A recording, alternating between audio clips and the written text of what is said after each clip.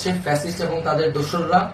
আমরা দেখতে পাচ্ছি যে বিভিন্ন জায়গায় এখন গোলাগুলি চলছে, মন্দিরে হামলা হচ্ছে এবং নাশকতা ও লুটপাট করছে। আমরা মনে করি আমাদের অভ্যুত্থান তাকে নস্যাৎ করার জন্যই পরিকল্পিতভাবে এই ধরনের ঘটনা হচ্ছে। আমরা মুক্তিকামী ছাত্র জনতাকে সজাগ এবং সতর্ক থাকতে আহ্বান জানাচ্ছি এবং আমাদের যে অন্তর্বর্তীকালীন সরকার, আমরা সেই সরকারের যে প্রস্তাবনা 24 ঘন্টার সময় নিয়েছিলাম, জরুরি পরিস্থিতি মোতাবেক আমরা এখনই তার একটি রূপরেখা ঘোষণা করছি।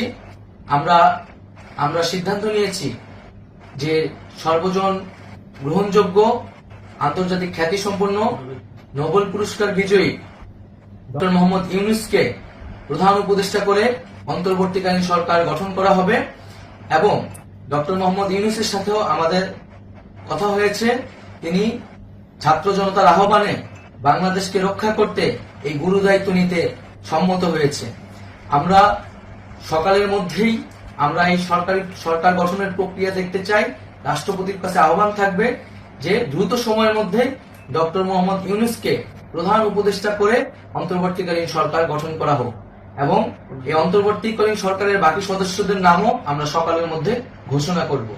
প্রিয় বন্ধুগণ, দেশে যে অরাজকতা চলছে, মানুষের জীবনের নিরাপত্তাহীনতা চলছে, সেজন্য আমরা রাষ্ট্রপতির কাছে আহ্বান জানাচ্ছি দেশে আইন শৃঙ্খলা পরিবেশ ফিরিয়ে আনার জন্য দ্রুত সময়ের মধ্যে কার্যকর ব্যবস্থা নিতে হবে এবং আইন শৃঙ্খলা বাহিনীকে সহযোগিতা করার জন্য মুক্তিকামী ছাত্র জনতাও রাজপথে থাকবে এবং অন্তর্বর্তীকালীন সরকার গঠন না হওয়া পর্যন্ত মুক্তিকামী ছাত্র জনতাকে রাজপথে থেকে তাদের যে অভ্যুত্থান, সেই অভ্যুত্থানকে রক্ষা করতে হবে।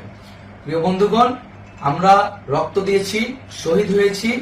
আমাদের যে প্রতিশ্রুতি একটি নতুন বাংলাদেশ গঠন করার জন্য, সেটিকে আমাদের অবশ্যই বাস্তবায়ন করতে হবে এবং অবশ্যই ছাত্র জনতার প্রস্তাবিত সরকার বাদে কোনো ধরনের সরকার কিন্তু মেনে নেওয়া হবে না।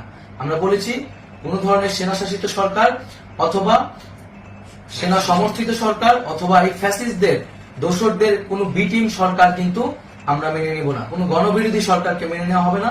ছাত্র জনতার অভ্যুত্থানকারী যে প্রস্তাবিত সরকার, অন্তর্বর্তীকালীন সরকার, যেটা আমরা সিদ্ধান্ত উপনীত হয়েছি ডক্টর মোহাম্মদ ইউনূসকে প্রধান উপদেষ্টা করে এই সরকার গঠন করা হবে, সেই সরকারকেই বাস্তবায়ন করতে হবে অবিলম্বে।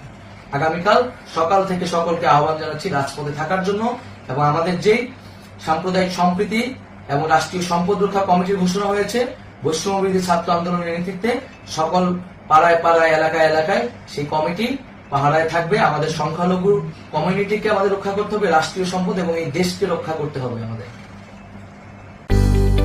আপনারা দেখছিলেন ট্রেন্ডিং টুডে বিডি। চ্যানেলটি ভালো লাগলে সাবস্ক্রাইব করুন। ধন্যবাদ।